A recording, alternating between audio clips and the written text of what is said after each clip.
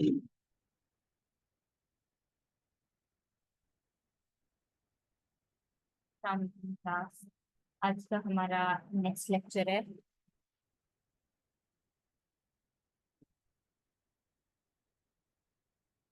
आज का हमारा नेक्स्ट लेक्चर है सुपर स्पीशीज। हम लोगों ने सब स्पीशीज को पढ़ लिया है। हम लोगों ने पोली डिफरेंट स्पीशीज को भी पढ़ लिया है। नेक्स्ट हमारा अब नेक्स्ट वाला लेक्चर है वो है सुपर स्पीशीज। सुपर स्पीशीज क्या होती हैं? सुपर स्पीशीज ऐसी स्पीशीज होती हैं जो बहुत आम अल्फाज में बताऊं तो एक स्पीशी है वो उससे अलग होकर वो इतना इवॉल्व हो चुकी होती हैं कि उसके अंदर कोई एक आध छोटा सा और डायग्नोस्टिक कैरेक्टर वो देख लें या उसके अंदर डेवलप हो जाए, वो स्पीशी लेवल पे पहुंच जाएगा। स्टिल सुपर जो स्पीशीज हैं ये, इनका कोई टेक्सोनॉमिक नोमेनक्लेचर में कोई कैटेगरी रूल या पार्ट नहीं है। नॉमेनक्लेचर में जस्ट सब स्पीशीज को नेमिंग की जा सकती है।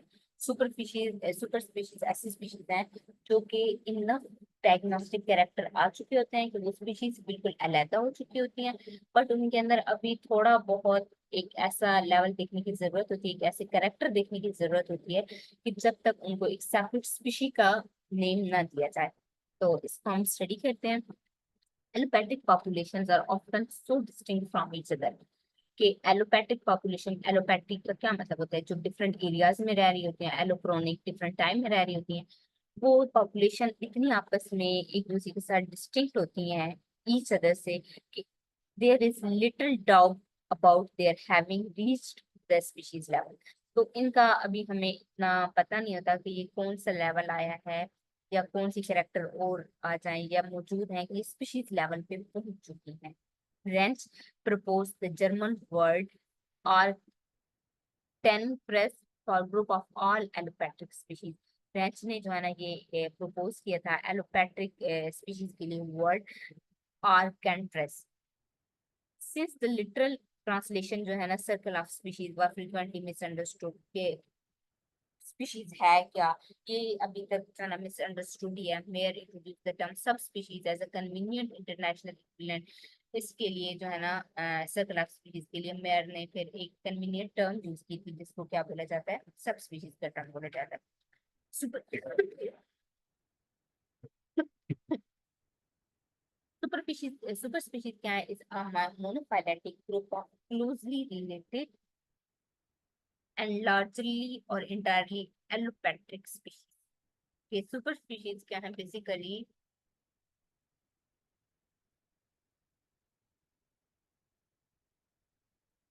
एक सेम ग्रुप चलता है। इसकी ही कह सकते हैं कि ये मोनोफाइलेटिक ग्रुप है।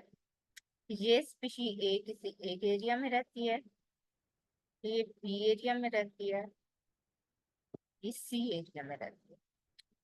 अब ये आपस में इतने ज्यादा डिस्टेंस पे रहती हैं कि इनके दरम्यान में ये फिजियोलॉजिकल बैरियर आ गए हैं। और ये क्या है? मोनोफाइलेटिक ग्रुप है, क्लोजली रिलेटेड और लार्जली और इंटायरली एलोपैथिक। ये लार्जली और इंटायरली एलोपैथिक यानी कि अलग हो चुके। अब इनके डिफरेंट इन्वायरमेंट में रहते हुए उन इन्वायरमेंट की कैरेक्टरिस्टिक्स एनिमल्स के अंदर आ जाती हैं। सेम वही बात। When the ranges of component species are plotted on the map, जब इन्हीं species की अभी जैसे मैंने पहले बताई है, इनकी रेंज को अगर मैप पे प्लॉट किया जाए, the super species usually present the same picture that a polytypic species present। तो जो सुपर स्पीशीज हैं वो भी ऐसा ही हमें प्रेजेंटेशन देगी जैसा कि पोलीटिपिक स्पीशीज देखें, क्योंकि पोलीटिपिक स्पीशीज भी तो डिफरेंट एरियाज में रह रही होती है ना, डिफरेंट जगह पे रह रही होती हैं, एलोपैट्रिक होती हैं। बट सुपर स्पीशीज और सब स्पीशीज में फर्क ये है कि सुपर स्पीशीज ज्यादा मजबूत स्पीशी लेवल को अचीव कर रही होती हैं, लाइक उनके अंदर ज्यादा डायग्नोस्टिक कैरेक्टर आ चुके होते हैं। Yet there are three kind of evidence जो कि इंडिकेट करते हैं द कंपोनेंट स्पीशीज जो है ना वो एक। और सब स्पीशीज का ये है कि जब उनको अलहदा रखा जाए, इकट्ठा रखा जाता है तो वो आपस में इंटरब्रीड कर देते हैं, तो ये एक सब स्पीशी की पहचान है। और उसी सुपर स्पीशीज को उठा के अगर इकट्ठा रखा जाए तो वो इतना आपस में अलहदा हो चुकी होती हैं, इतने ज्यादा उनके अंदर डायग्नोस्टिक कैरेक्टर आ चुके होते हैं कि वो क्या करती हैं अभी तक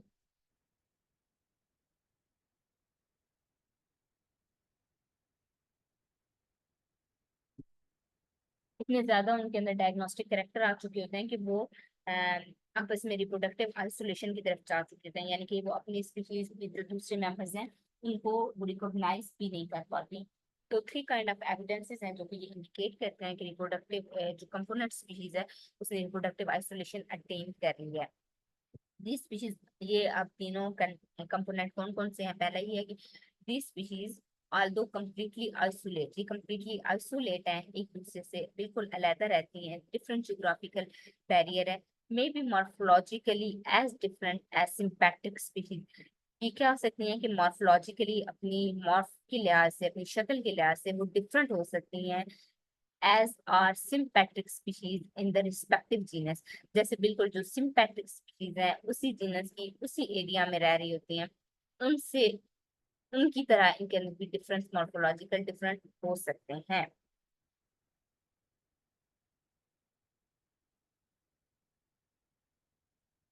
They may be in geographic contact in some areas। ये क्या हो सकते हैं कि जियोग्राफिक कांटेक्ट में हो सकती हैं डिफरेंट एरियाज के अंदर, बट अगर जियोग्राफिक कांटेक्ट में भी होंगी तो फिर क्या होगा, इनके अंदर रिप्रोडक्टिव आइसोलेशन होगी, वो आपस में रिप्रोड्यूस फिर भी नहीं कर पाएंगी। नेक्स्ट क्या है हमारे पास? They may be actually be slide distributional overlap. इन स्पीशीज का आपस में डिस्ट्रीब्यूशनल, जो स्लाइड डिस्ट्रीब्यूशनल जियोग्राफिक आइसोलेशन हो सकती है, सॉरी ओवरलैप हो सकते हैं, यानी कि स्पीशीज आपस में कभी कभी ओवरलैप भी कर सकती हैं। तो ये तीन जो चीजें हैं ये हमारे पास किसकी हैं? ये सुपर स्पीशीज की हैं।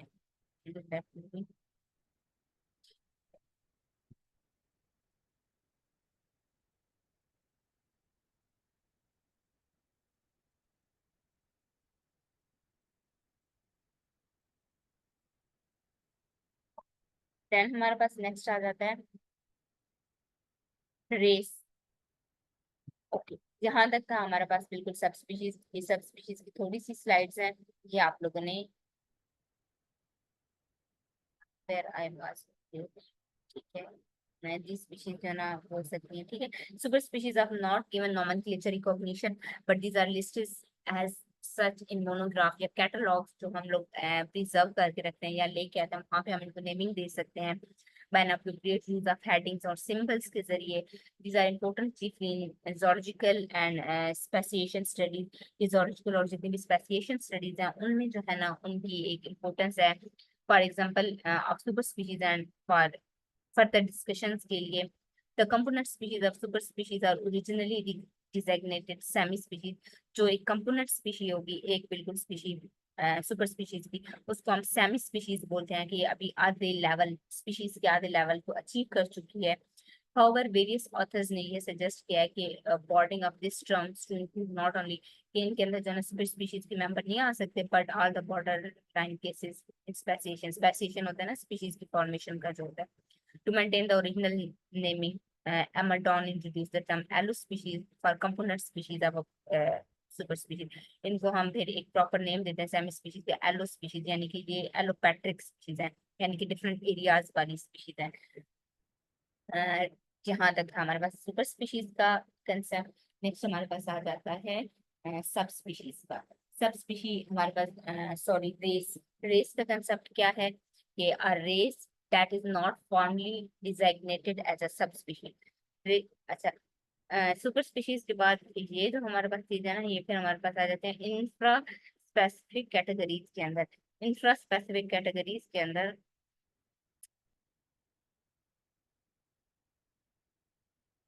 इंफ्रा स्पेसिफिक कैटेगरीज के अंदर, इंफ्रा स्पेसिफिक कैटेगरीज के अंदर द रेस दैट इज, यानी कि रेस और वैरायटी। रेस अब क्या है? रेस जैसे कि हमने वैरायटी का वर्ड बेसिकली हम लोग प्लांट्स में यूज करते हैं, और रेस का वर्ड अगर हम यूज करें कोई नॉमेनक्लेचर जिसका नहीं है, बट हम इसको फिर भी कहीं ना कहीं जोलॉजी या जोलॉजिकल ऑब्जेक्ट्स के लिए यूज कर लेते हैं रेस का वर्ड।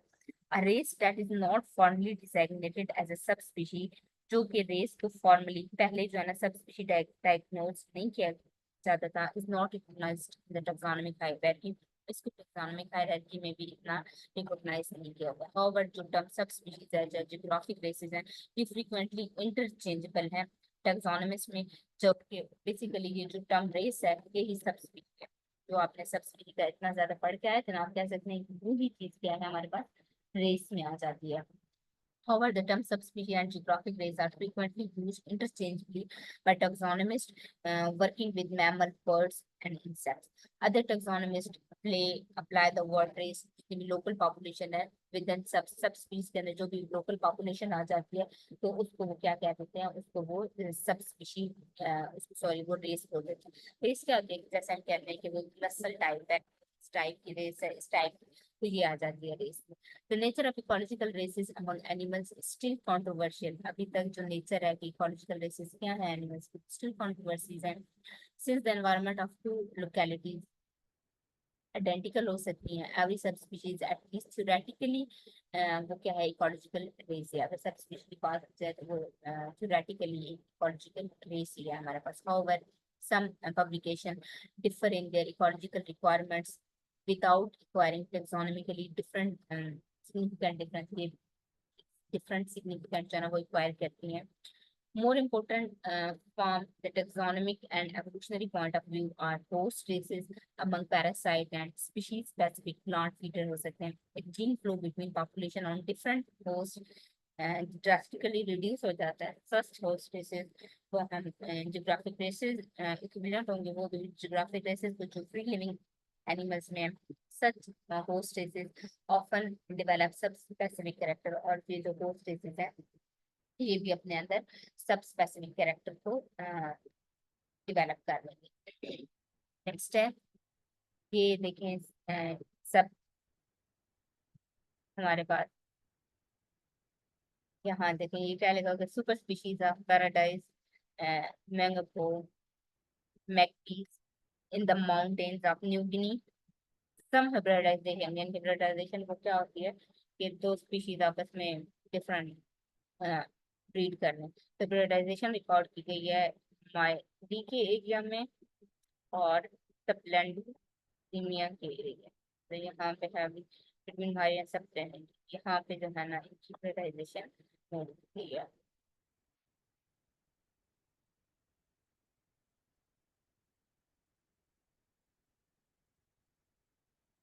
रेस के बाद एक वर्ड है हमारे पास क्लाइन। क्लाइन का वर्ड थोड़ा सा है डिफरेंट इससे में कि क्लाइन क्या है, the term was coined by Huxley to describe a character gradient. It is not a taxonomic category, कि कोई taxonomic category भी हमारे पास नहीं है। A single population may belong to as many different client as it has character. एक single population different client के साथ belong कर सकती है, जितने उसके अंदर character होंगे उतने ही उसके अंदर वो उनके साथ different client के साथ match करेगी। A client is found by series of contiguous population in which a given character changes gradually. यानी कि एक गिवन जो करेक्टर है वो कैसे जो है ना एक ग्रेजुअली चेंज हो रहा है। लाइक अगर मैं बनाऊं ऐसे कि एक मैं ग्रेडियंट सा बना रही हूँ इस तरह, ठीक है। अब मैं यहाँ पे डिफरेंट ये मैंने लगा दी है पॉइंट्स लाइक दिस वे। अब मैं किसी भी कैरेक्टर की बात करूँ, लाइक अगर फॉर एग्जाम्पल मैं बोलूँ कि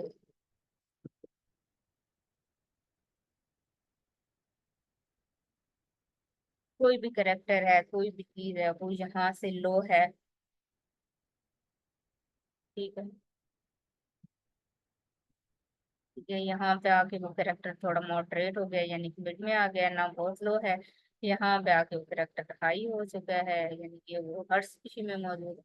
यहाँ पे आके वो आगे जा रहा है, तो इसको बेसिकली एक क्या है, ग्रेडियंट है करेक्टर का, ठीक है। ये कोई भी टेक्सोनोमिक कैटेगरी नहीं है, जस्ट एक ग्रेडियंट है कि ऑर्गेनिज्म जो है ना वो कैसे अपना जाता है फ्रॉम लो टू हाई और फ्रॉम हाई टू लो कैसे जा रहा है, यानी कि वो ग्रेडियंट हाई हो सकता है, मॉडरेट हो सकता है, वेरी मॉडरेट हो सकता है। तो ये फैक्टर ग्रेजुअली स्पीशीज के अंदर कैसे चेंज हो रहा है। सिमिलरली हम इसको क्या कह सकते हैं, divide the attribute of character, किस तरह हम इस वे में अलाइन कर सकते हैं।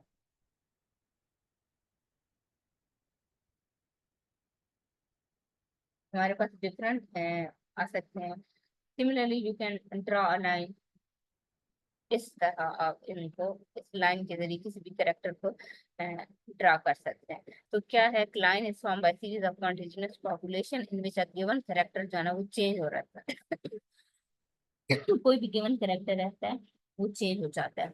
All right angles the line are the, जितने भी राइट एंगल्स हैं इसमें वो क्या lines of equal expression of a character है, ये आइडेंटिकल फिनोटाइप्स को शो कर रहे हैं। दिस टाइप ऑफ लाइन, ये जो लाइन जा रही होती है, ये मैंने लाइन बनाई है, इस लाइन को क्या बोलते हैं, तो आइसोफिन बोलते हैं इस लाइन को। Next, for instance if the range of a species of butterfly, the percentage of white specimen varies from the north, the corresponding isophene जो है ना उनको हम इस तरह करके मैप के ऊपर आइडेंटिफाई कर सकते हैं, ये इस तरह। तो ये हमारे पास था आइसोफीन की लाइन। और क्लाइन, क्लाइन क्या है, जैसे टर्म है कि किसी भी करेक्टर की ग्रेजुअल है उसको डिस्क्राइब करता है। तो इसको हम लोग करते हैं एंड इसको पढ़ के मुझे नोट कीजिएगा शेयर।